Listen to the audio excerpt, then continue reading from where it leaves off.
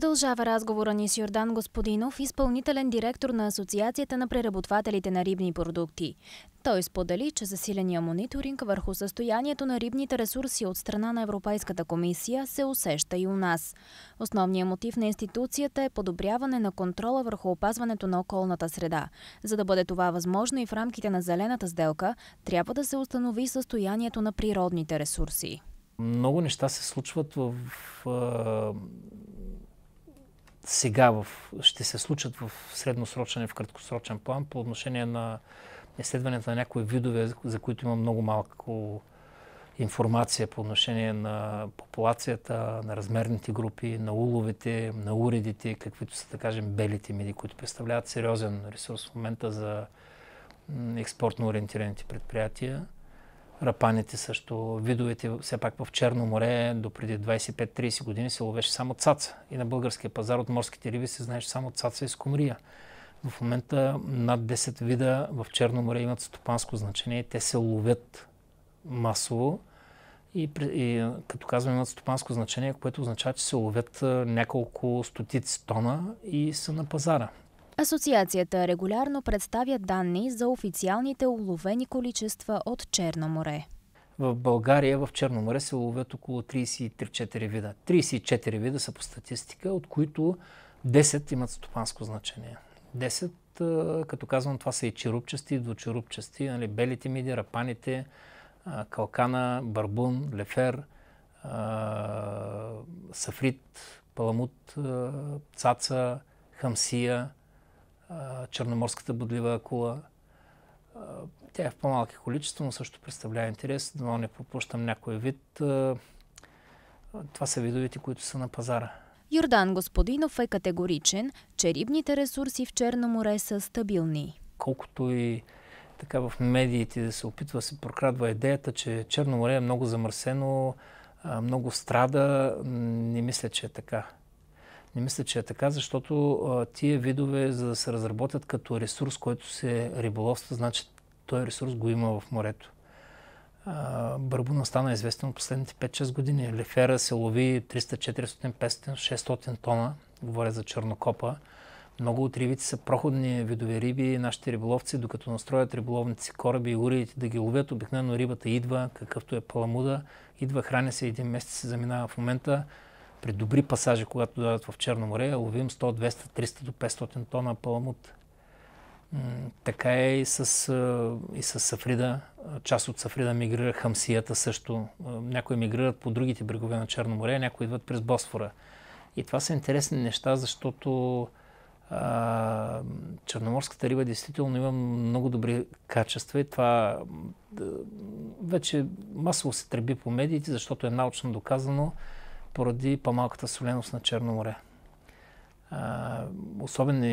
Особена биохимия има на Черно море, което е предава на видовете. Има нещо също много интересно и много важно, че в Черно море няма огромни риби, които да са риби на няколко десетилетия. При нас пелагичните видове и проходните риби живеят много малко, 1-2-3 години. Тоест ние ги ловим в съвсем мала възраст, което е също много добре, защото те тогава имат най-много омега-3 масни киселини, нямат натрупани никакви остатъчни количества. Хранят се, предимно се хранят с планктон, а другите са хищници, което така ги спасява от замърсяването на морето. И като цяло черноморската риба е много търсена. Това не е реклама за България, това не е реклама за Черно море, това е истина. Квотите за улов на икономически значими видове са въведени с цел поддържане на запасите от риба. Както е известно, преди няколко години Европейската комисия налага квота на България за улова на калкан, поради липсата на ясно дефинирани количества годишен улов на редкия вид. Оказва се, че сега популацията на калкана е в доста по-добро състояние. Последните 4-5 години научните доклади на водещите институти в България, Варненските институти, пък и в Констанца, говорят за сериозна, стабилна популация, която е над 1000 тона пред българския бряг.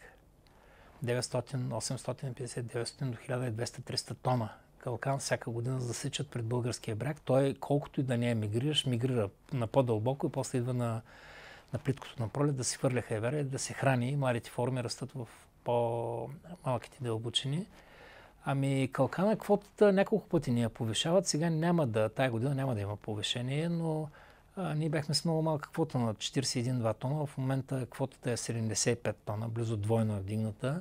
И това нещо е следствие на една процедура, която Европейската комисия прилага за мониторинг и същевременно и научните доклади. Те са най-важни, защото риболовците винаги искат квотата да е по-голяма, да ловят повече. Един рибар никога не може да го спрети да лови, когато рибата кълве. Когато рибата я има, той лови колкото може, ако може всичкото, то не трябва да е така.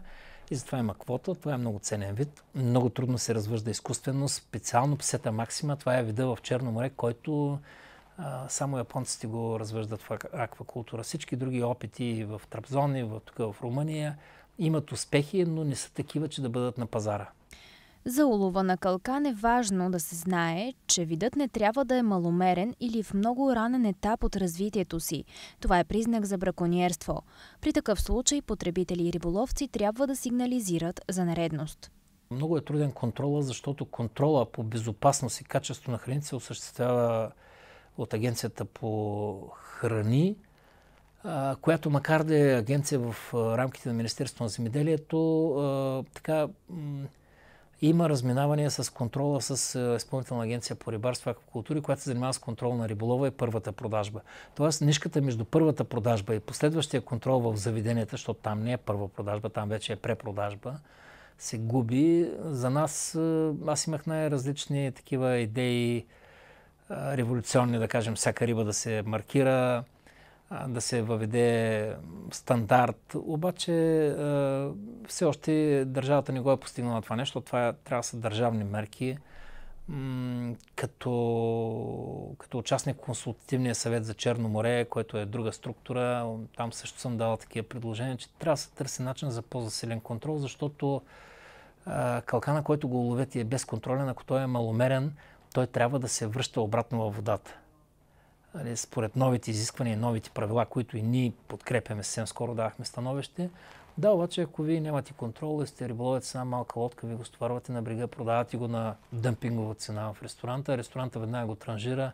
Много е трудно да се докаже този калкан дали е бил маломерен, откъде идва и как идва. И по принцип с рибата много е труден контрола на срещния, защото рибата, ако няма опаковка, значи Агенцията по храните контролира всяка една храна и всяка една суровина, защото съгласно изискването на Закона по храните, те трябва да бъдат в опаковка с идентификационна маркировка, която да означава да показва кой е произвел, кой е опаковал, кога е опаковал и колко време е срока на годност. И ред други екзекутиви има на етикета, които могат да докажат откъде. Но рибата много често се продава насипно. Аз съм привърженик на това всички риби да бъдат опаковани. След като пастървата, защото живата риба няма как да бъде маркирана, освен ако всяка риба не бъде маркирана индивидуално.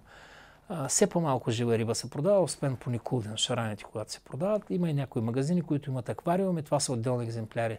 Но насипната риба, насипните мидии в една опаковка, която е стандартна на една фирма, всеки един търговец може да постави вътре в тая опаковка различни артикули от друго място и това вече няма как да я проследите, защото рибата не е като кравите, сушни марки и никой не продава живи крави в магазина за ядене, докато рибата в насипно състояние, тя също се води храна. Значи има два вида риба. Едната, която отива за заребяване и се движи по магистралите в България във водна среда и другата, която след като се извади от водоема, независимо дали е язовир, море, река, тя вече става суровина. Всяка суровина според Закона за храните трябва да бъде опакована. Тоест тя трябва да отиде в предприятие. Борса, тържище, експедиционен център. Там си има идентификационна маркировка на БАБХ, която показва точно кой е обекта. Йордан Господинов призова риболовците към отговорност за запазване на видовото разнообразие в Черно море, а потребителите към предпочитане на българското.